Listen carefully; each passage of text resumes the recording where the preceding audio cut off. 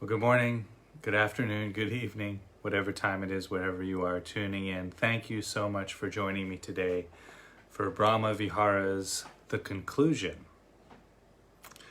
And today is a talk where I'll be, wrapping up this journey that we've been on. If you've been following me on Facebook Live or Instagram, I've done a whole presentation, if you will, on the Brahma Viharas, or in some contemplative schools they're known as the Four Immeasurables, the Four Immeasurable Minds.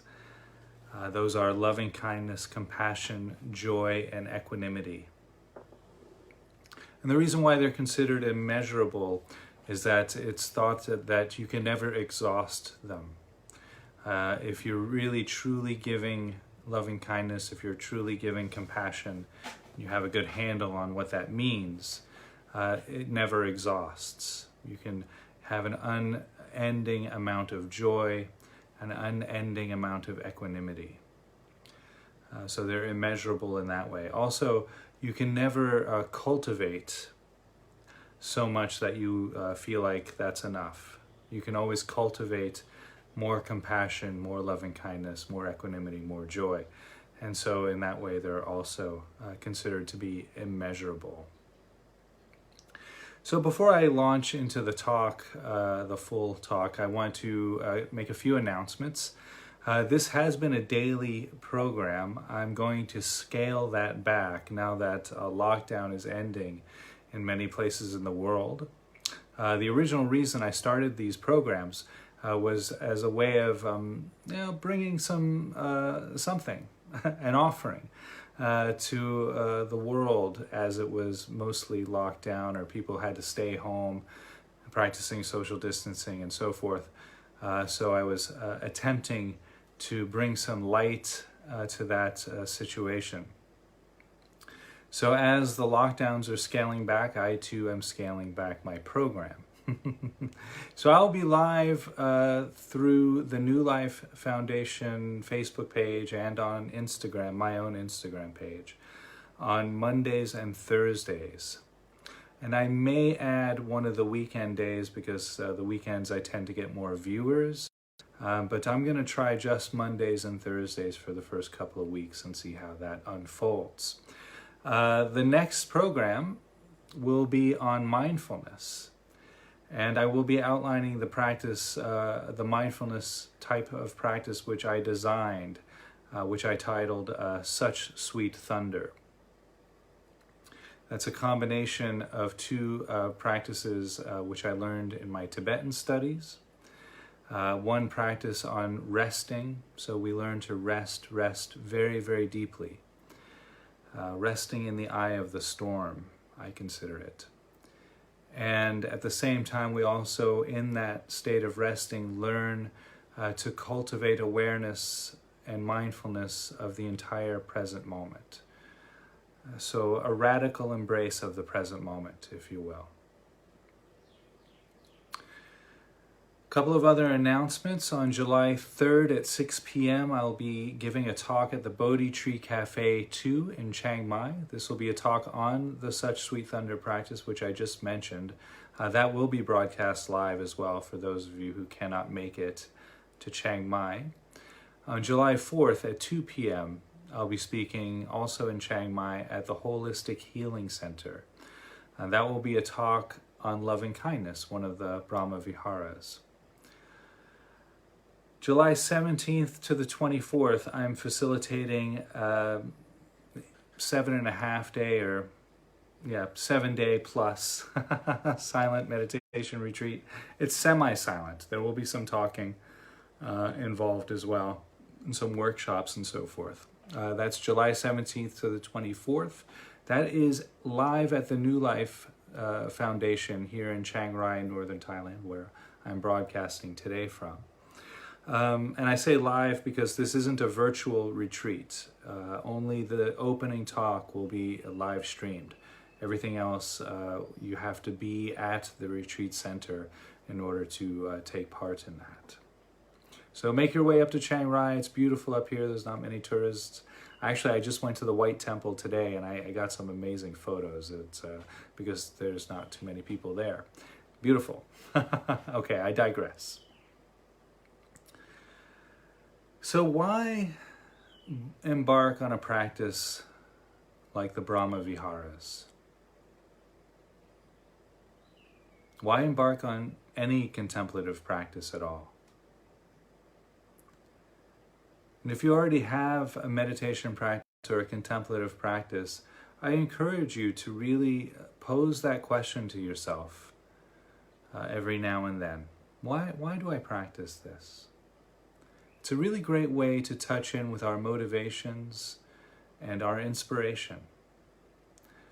So in particular, if we're feeling kind of like our practice has plateaued, or maybe a little bit stale, ask yourself this question: why do I meditate? Why do I practice? And the first answer that comes up, that's generally not the answer you're looking for. That's generally a superficial answer. It's just scratching the surface. So what I recommend is you pose this question: why am I practicing? First answer comes up, let that go. Come back, allow the settling of the mind and body and heart, and then ask this question again: why do I meditate? Or why do I practice? Why do I pray? Second answer comes up, you can let that go. Third answer comes up, you can let that go, but maybe pay a little attention to that one. Fourth answer comes up, you're getting a little bit closer to the gold. The fifth answer comes up, now you can really start to, okay, that might be really one of the reasons why I practice, why I pray, why I meditate, and so forth. So I encourage people to embark on a practice of the Brahma Viharas to deepen one's understanding of themselves. And really that's a very broad general statement of the reason for meditation, prayer, yoga, journaling, any sort of contemplative practice. We're really looking to deepen our relationship with ourself. And in that deepening, in that deeper understanding that we cultivate towards ourself, we can understand others. We can move forward and relate to others in a deeper way as well. Because how we relate to ourselves is how we relate to others. So the Brahma Viharas practice, and how I recommend this is done, and when I work with people one-on-one, this is how I teach it. We spend 3 months on loving kindness, 3 months on equanimity, 3 months on compassion, 3 months on joy, not in that order. Generally, it depends on the person, but generally I like to start with equanimity. So 3 months on each, that's a year of practice. So that should get you started. That's what my teacher said to me when I said, Ken, that's a year of practice. He said, yeah, that'll get you started. Because these practices do keep unfolding, keep evolving, keep changing. And so each time you go through that year, and then you might move. This is what I've done. I went through a year of the Brahma Viharas practice. I moved into some other practices, came back to the Brahma Viharas, and they brought up different insights, deeper insights, if you will. So it's that kind of thing where they keep shifting and changing and evolving and growing. It's the gift that keeps giving. It's beautiful. And so I consider the Brahma Viharas, there's 4 of them, as I've just mentioned. It's like 4 sides of a prism. And we're in these practices, we're shining the light of awareness. And I see this as coming from my forehead. If you might think of it as a third eye, or you might think of this awareness coming from the heart and the head, like that, shining down into the prism. of the Brahma Viharas. And so we hold the prism up like that, and that's that light that's refracting out, that beautiful light that's refracting out from that prism, that's the light of loving kindness. And so we study that light, we study how we're holding that prism, we study that awareness for 3 months. And then we shift that prism.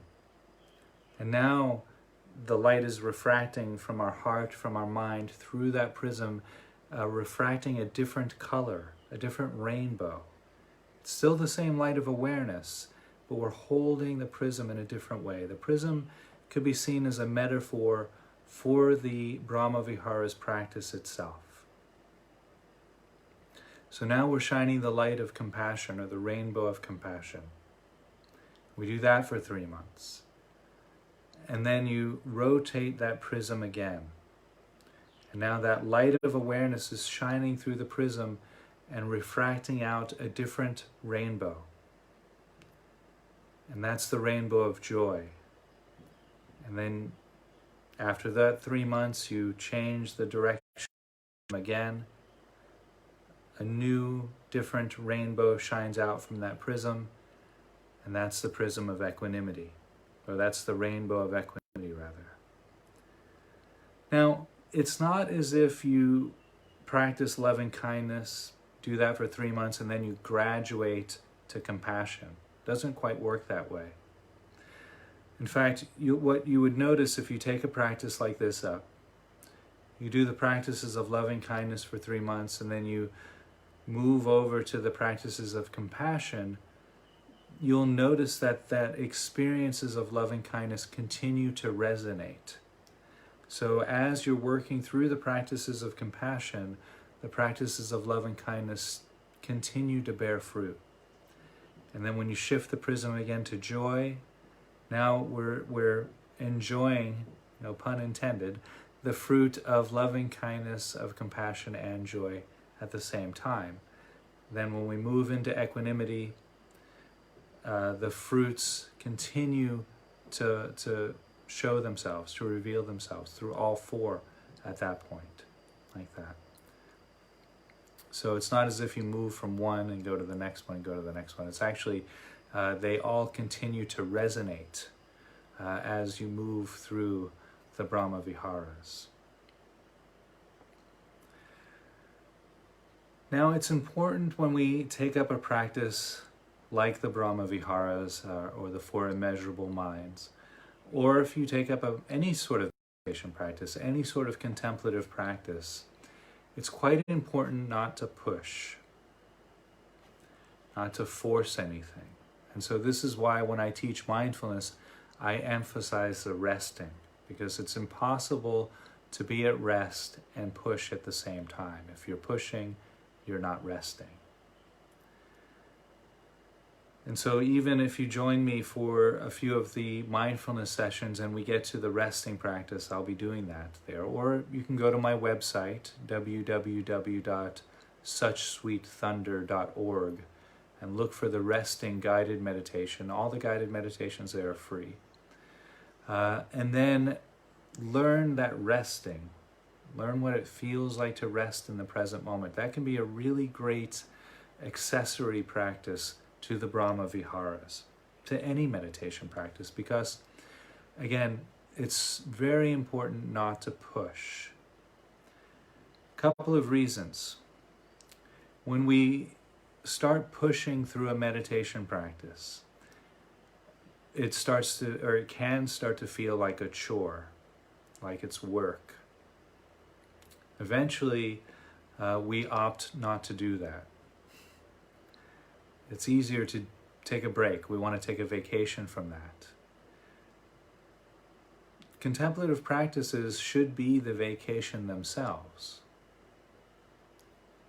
right? So if we're starting to look at meditation or Brahma Viharas practice or mindfulness or resting practice as a chore or as something we have to do, it's probably good to take a day off or two. Rest. Come back when you really feel the desire to practice, when you really want to move into a practice. That's when you know it's time, the vacation's over, and a meditation practice itself to be a joy, to be something you look forward to. And so each time you meditate, if it's something you look forward to, that really will cultivate a meditation practice which eventually takes on a life of its own. You just meditate, like you get dressed in the morning, like you take a shower, like you brush your teeth, you meditate. And that's the idea, that's what we're moving towards. So again, not pushing into a practice, not forcing something to happen. Very important. Now, equally as important is to recognize that if we're forcing an experience of loving kindness, for example, let's say we go into a loving kindness practice and we're not feeling very much love in the practice. We're not feeling this openness, this warmth that you might have read about or you heard a teacher talk about. And so we try to force that. So in doing that, we're trying to fit our emotional state into a model. And anytime we do that, that creates some sort of repression.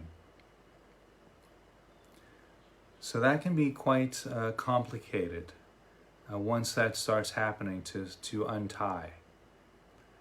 So we never want to force ourselves to feel a certain feeling, or maybe we read about how mindfulness, some of the benefits of mindfulness, and then we sit down and meditate and we try to act as if we have experienced that. That's again creating some sort of repression.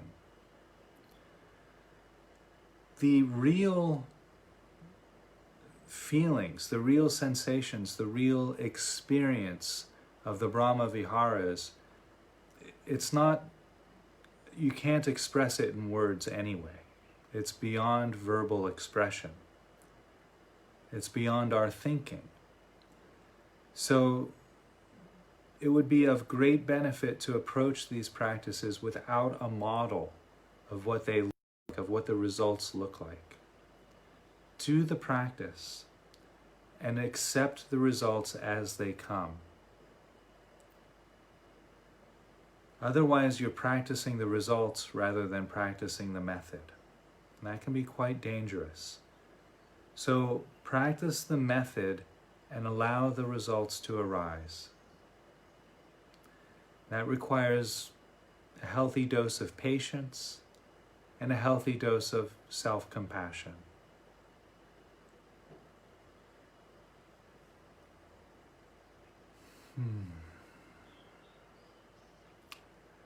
So why have I gravitated towards the Brahma Viharas? I really love these practices, by the way.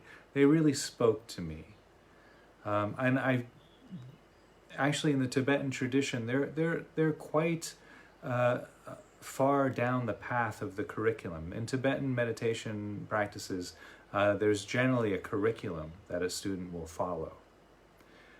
And so for me, the Brahma Viharas arrived in that curriculum after a few years of training in the Tibetan tradition. I had done 14 or 15 years of Zen practice prior to that. So quite a number of years of practice, almost 20 years of practice or more, before I encountered these practices. Why have I gravitated to them? Well, they really spoke to me, as I mentioned in my practice. I had some really profound insights. But what I've come to realize is that they balance mindfulness. Mindfulness practice is a wisdom-based practice. It gives us insight. It gives us visions into how things work, how things unfold, our mind, our body, and our heart. And the Brahma Viharas are a heart-based practice. They allow us to cultivate these profound expressions of the heart. loving kindness, compassion, equanimity, and joy. And what I found that mindfulness without the Brahma Viharas creates this sort of potential to want to control the outcome of everything, almost a sense of tyranny, if you will.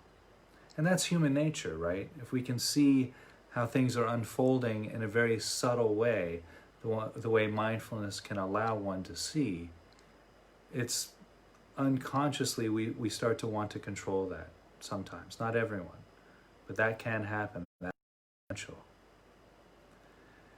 And so we have this wisdom, beautiful wisdom, this insight that mindfulness allows us to cultivate.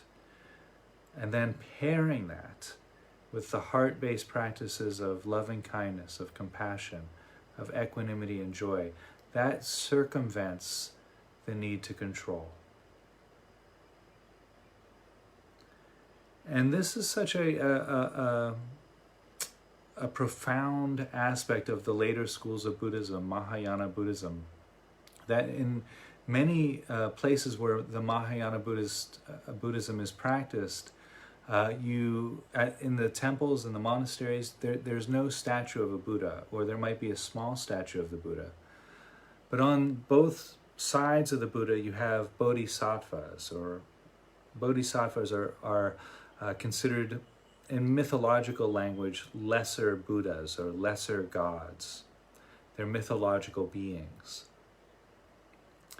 And on one side of the Buddha, you'll have the bodhisattva of compassion, very popularly known as Kuan Yin, in Japan known as Kannon. And on the other side of the Buddha, you'll have a bodhisattva of wisdom, Jizo or Manjushri, like that, in Japan or Korea. And so you have wisdom and compassion. And the reason why they're flanking the Buddha is that is considered to be the balance of enlightenment, like that. So oftentimes the altar there'll be no Buddha. It'll just be a circle or a sun or a plant. But the altar might be empty, and you'll have the bodhisattva of compassion and the bodhisattva of wisdom on one side or the other. And that empty altar is symbolic of emptiness, one of the Buddha's great teachings, which I don't have time to go into today, but I probably will in the chapter on mindfulness. So cultivating these Brahma Viharas is a balance point for me, for the practices of mindfulness, the practices of insight. And so one of the reasons why I'm really trying to bring these teachings to the world in a fresh voice, and a different voice, and a secular voice, is because mindfulness is right now sweeping across Europe, America, and Asia. Mindfulness has become quite popular. It's a very profound healing modality. So ideally, from my biased point of view, I would love to see the Brahma Viharas be welcomed in that same way, as a way of, again, circumventing that need for control, that circumventing that potential for tyranny, and pairing the Brahma Viharas with mindfulness. So that's, from a personal perspective, that's kind of a mission of mine, is to bring these practices up in the secular voice so that they can be practiced by people worldwide from any belief system or no belief system, any tradition or no tradition, to make these accessible for everyone, just like the mindfulness practices have been made accessible for. Okay. Again, I've digressed. So I'm just gonna discuss each of the Brahma Viharas very quickly. And again, if you'd like to review these or do the practices on your own, there's a video for each of the stages of the practice. Loving kindness for the self, loving kindness for a loved one, loving kindness for a stranger, loving kindness for a perceived enemy, for groups of people, and then extending it out to the whole world. Okay, so the loving kindness phrases: may I be happy, may I be healthy, may I live a life of peace without struggle, may I, or we, or all of us, open to things just as they are. May we experience the world opening to us just as we are. May we welcome whatever arises. And so the practice unfolds. One would sit in meditation for maybe 7 or 8 minutes, just letting everything settle, letting the thoughts rest, and then offering these phrases to our heart and then to the hearts of others throughout the stages of the practice. So loving kindness is really about opening to and embracing the present moment. It allows this kind of warmth to flow. The first 2 phrases are very, obvious about that. May I be happy. And when we bring that phrase to our own heart, we visualize or imagine what our life would look and feel and be like if we were happy all of the time. And so what happens there is there's resistance that starts to arise, perhaps, for most people. Oh, I can't be happy for this, or I would be happy all the time if it wasn't for that, or, if this were just this way, I'd be happy. Those are all resistances to our own happiness. And that's good. The idea is to rest in the resistance. So that resistance comes up and we rest in that experience. We don't try to push it away. Again, it's always best not to push in these practices, even when resistance arises. Just be with that resistance. Just say, oh, I'm resisting loving kindness here. Eventually, the resistances do begin to shift, do begin to break down, and loving kindness is allowed to flow through our body, through our mind, through our heart, in a more effortless way. But that can't happen by pushing through that resistance. So we just allow the resistance to be there, notice it, accept it, and we sit with each phrase for about a minute, and then we move to may I be happy, or may I be healthy, rather. May I live a life of peace without struggle. What would life look like if our life was struggle-free? What would that feel like? And then, because we recognize how wonderful and beautiful that is, when we start to work with other people, or when we start to encounter other people, rather, in our day-to-day life, we want to help them be free from their struggles as well. Because in this meditation, we feel, wow, that's really extraordinary. So now when I meet my brother, for example, or my sister, I'll help them be free from their struggles simply because it feels good. May I experience the world opening to me just as I am. What would that be like? What would the world look like if the world was to open to us just as we are? And this gets really extraordinary when we work with the entire world. I mean, what would the whole planet look like if everybody could open up to everyone just as they are? And that's really where we're getting into that opening and embracing experience of loving kindness. And so when I practice these, and sometimes when I teach these, often when I teach these, I go from loving kindness and we move from loving kindness into compassion. The compassion phrases are as follows: may I be free from suffering. May I be free from disturbance and harm. May I accept things just as they are.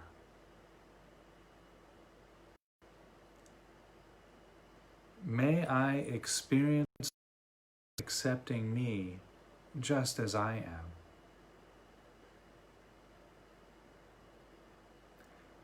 May I serve whatever arises.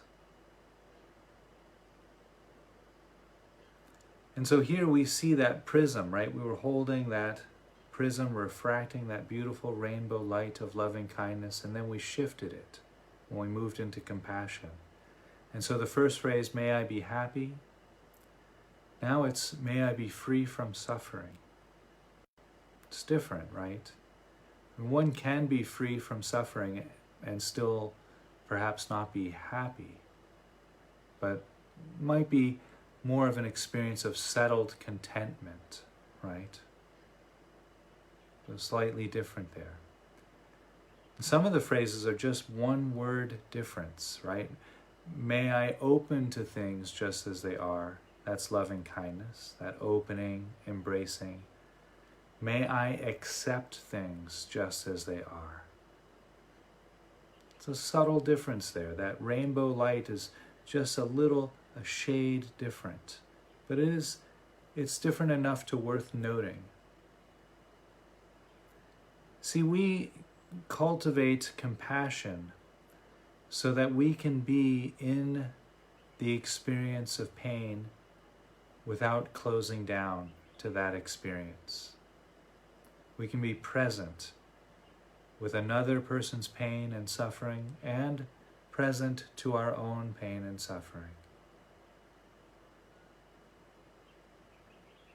And through cultivation of compassion, through these exquisite practices, we learn and we see and we understand that our own pain arises and passes, and that the pain of others also arises and passes. Now, that doesn't trivialize it.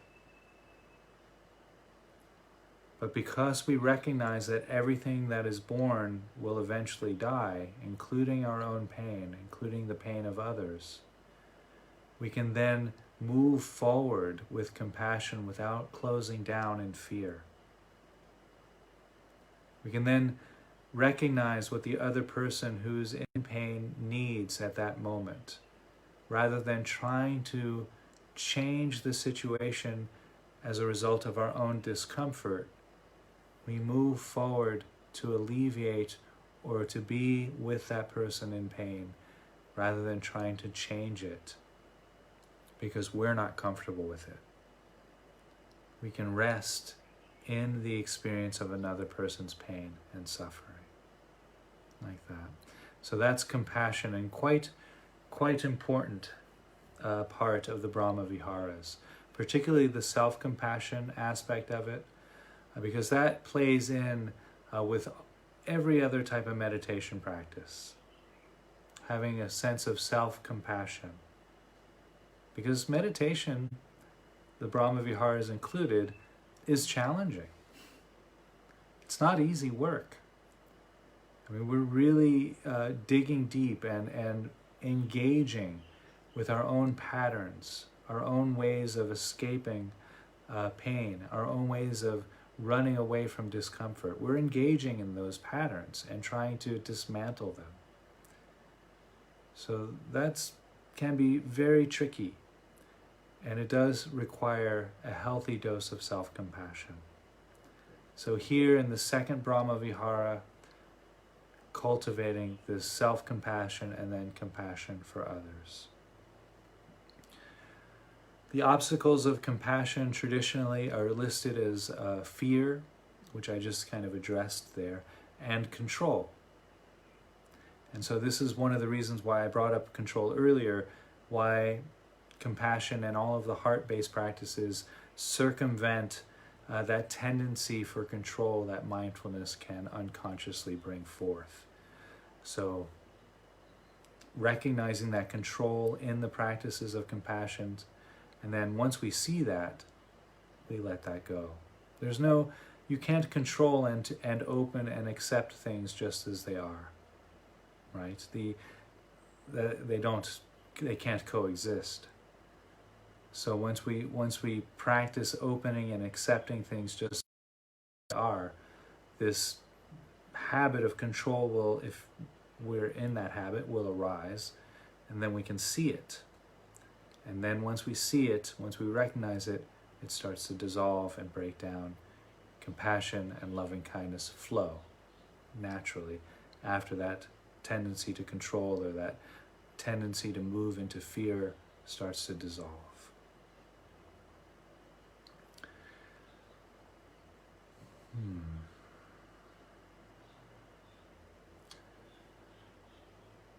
So the practice of equanimity, that's the third Brahma Vihara.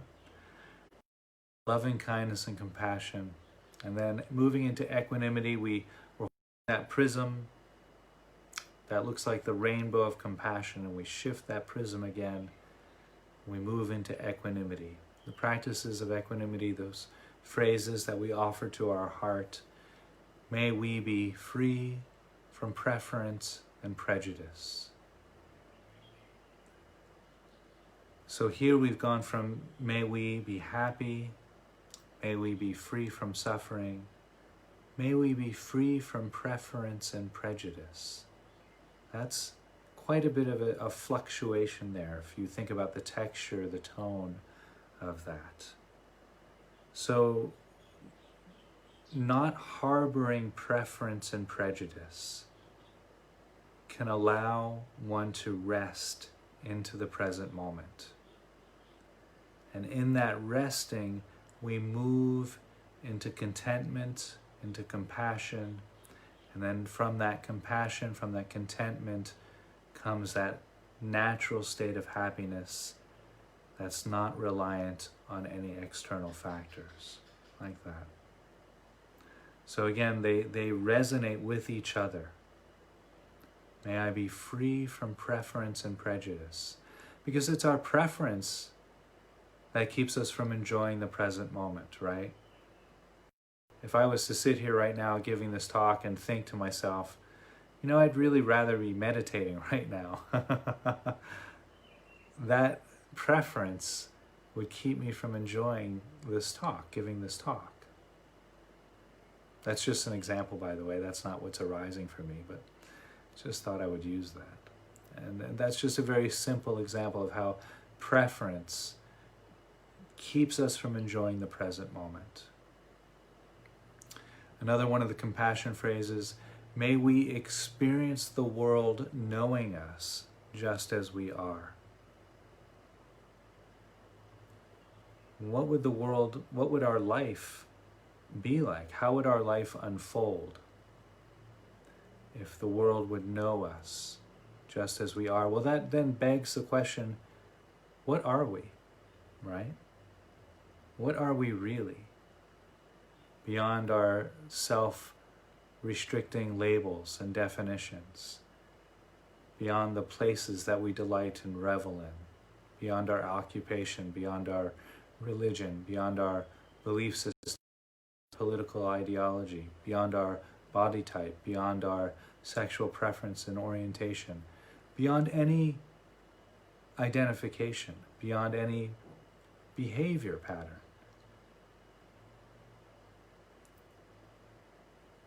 What would our life feel like if the world could know us free from all of that?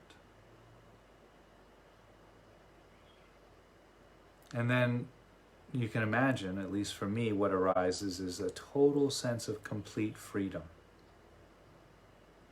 And then when we begin to relate with other people, we stop putting them in those belief systems.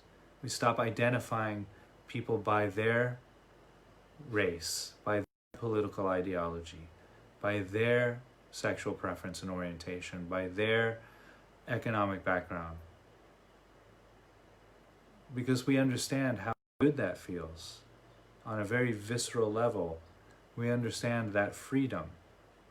And because it feels so good, and because it's really a more accurate way of seeing the world as it's presented, we want to give that to other people.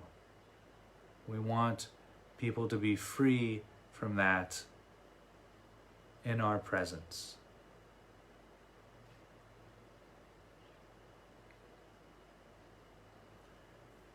The last of the four, joy. I really love that this is the last one, actually. To me, it was for my own practice, it continues to be the most challenging of the four. It's the most subtle and deceptive, because you think, oh, joy, great, we're going to sit around and cultivate joy and be happy and positive. And that does actually show itself after some time. But the practices of joy pits us right up against our patterns of self-criticism, of doubt, of envy and jealousy. Because it is those qualities that keep us from experiencing the joy inherent in being alive. So look at the first phrase, may we enjoy the activities of life itself. So here we have that prism, right? The loving kindness, may we be happy. We shifted that to, may we be free from suffering. That's compassion. Then we shifted that prism again. May we be free from preference and prejudice. Then we've shifted from equanimity to joy. May we enjoy the activities of life itself. And then what arises then, generally, if a resistance arises in the practice, it'll be the voice of, oh, I can't enjoy this right now because I'm not good at it, or I'm not as good as my neighbor who is much better or much stronger at this than I am. Or maybe I don't deserve this right now, that kind of voice. So those are typical resistances that come up to this practice. So again, we don't try to push that away. We don't try to, resist the resistance. Allow the resistance to come up in the practice and just recognize it for what it is. And in that recognition, eventually that resistance starts to dissolve and joy begins to flow naturally like a river.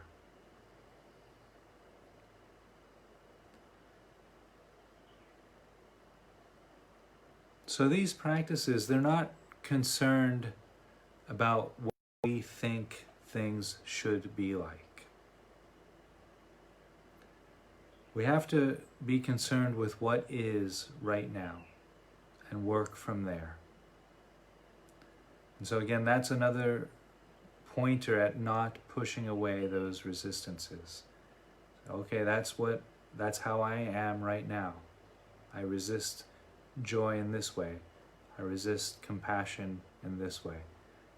We see that, and eventually those resistances start to dissolve. So these practices,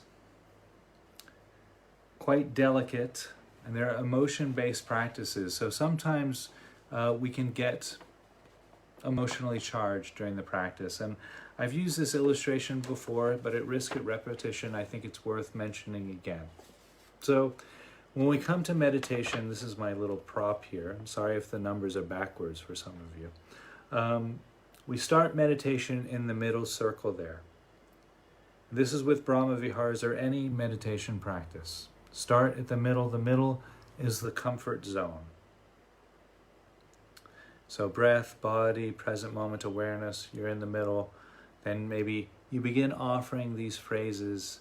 Let's use the example of loving kindness. May I be happy. Offer that phrase to your heart or hearts of others if that's where you are working. That might be comfortable, but then maybe some resistance comes up. Well, now we've stepped into number 2, the challenge zone. That's good. 2 is really where you want to be. That's the optimal zone for growth. You want to be in the challenge zone because that's where things have the opportunity to shift, and that's where the growth happens. So ideally, throughout a meditation practice, we start with 1, we move into the challenge zone, And then we might dance back and forth between 1 and 2 throughout the meditation, like that. Now the outer circle here, that's what I call the too hot zone. You really don't want to be there because not a lot of growth happens in the too hot zone. Generally, and you'll identify the too hot zone by these following examples. What starts to happen is we start to maybe really get very tense, clenching up against the practice or what's arising in the practice. We might start to really cry. Crying is not bad in meditation, actually. That can be a sign of some good work happening. But if you're really tense and you're crying and you're really pushing against the practice, trying to push away from what's arising, then you're in the too hot zone. And that's fine. That happens from time to time. Don't panic. The panic will keep you in the too hot zone. What you want to do there is come back to the present moment. And I recommend doing that by listening to the present moment experience, listening to the sounds that are arising. That sounds are always present moment. So hearing the present moment. That'll, gently guide you back to hear, especially if it's bird songs or crickets or rain. Lovely. You might also want to feel the shoes or your feet against the floor, the weight of your body against the cushion of the chair, the sensations of clothing on your body, feeling the breath coming in and out of your nose and the back of the throat, or the way your clothes move with the body as you breathe. All of those experiences are present moment experiences. And so spend a few minutes, could be 10 minutes more, it doesn't matter how long, but eventually you'll be able to bring yourself back to the comfort zone. Now, if that happens once in a practice, come back to the comfort zone. If you have the energy and the will, try again. Bring the phrases back to your heart or to the hearts of others. See what happens. If you get into the too hot zone more than once, that's it. You're done for the day. Take a break, make a cup of tea, go for a walk. Don't meditate anymore that day. Take a break. So once is okay. If you go too hot twice, that's the end of the practice. Okay, so I'm just going to read something here. I know this is a long episode, so sorry for dragging this out. I'm almost finished, so hope you can always pause it if you need to go to the toilet. Okay, I am almost finished. I'm wrapping up. I just want to read a little thing here that some scientist named Albert Einstein, anyway, he wrote this beautiful passage. And I think this really pertains to the practice of the Brahma Viharas. A human being is a part of the whole, called by us a universe, a part limited by time and space. He or she experiences herself, her thoughts and feelings as something separated from the rest, a kind of optical delusion of his consciousness. This delusion is a kind of prison for us, restricting us to our own personal desires and to affection for a few persons nearest to us. Our task must be to free ourselves from this prison by widening our circle of compassion and care to embrace all living creatures and the whole of nature in its beauty.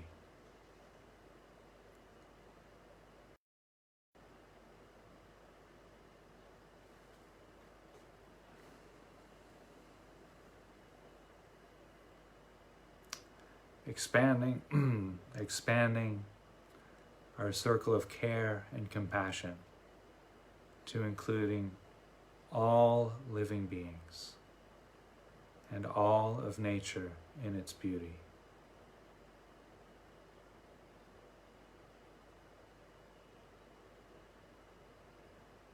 And as I said yesterday at the end of the episode, because when we expand our care and compassion, we start with ourselves, to our loved ones and friends. That's our tribe.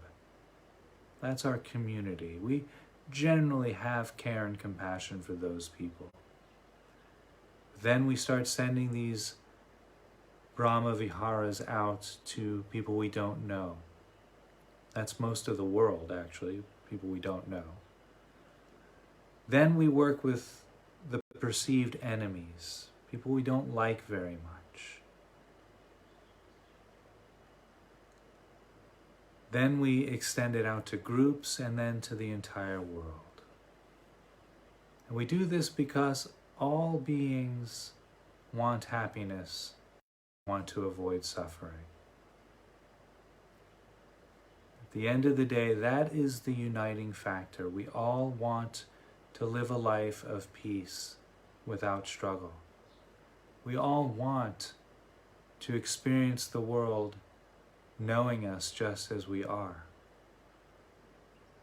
We all want the world to take joy in all that we do.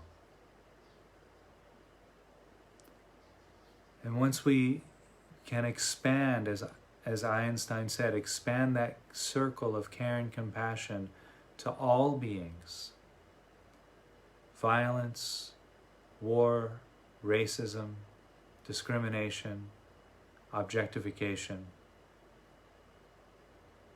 it doesn't arise.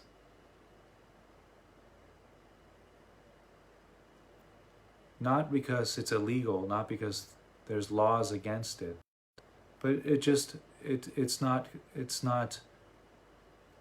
it would be beyond comprehension to be behaving in that way. Just as I don't take a knife and cut my finger, or just as I don't, punch, just as we don't punch our loved ones, we would treat everyone as equal, that circle of care and compassion.